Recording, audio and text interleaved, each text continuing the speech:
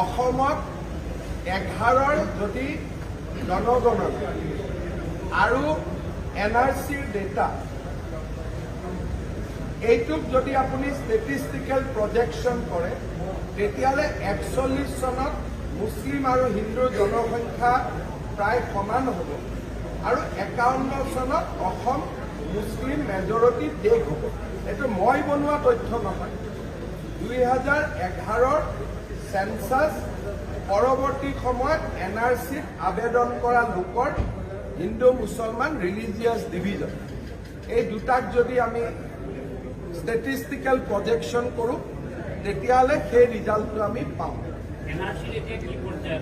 NRCৰ পৰ্যায় এইটোৱে আছে যে 20%, 10%ৰ আমি আবেদন কৰি থোৱা আছে পুনৰ ইতিমধ্যে সুপ্ৰিম কোৰ্টত আবেদনটো এতিয়াও শুনা নাই। কিন্তু NRCৰ 9,22,000 লোকৰ বায়'মেট্ৰিক বন্ধ হৈ আছে। তাৰ কাৰণে মানুহৰ বহুত অসুবিধা হৈছে।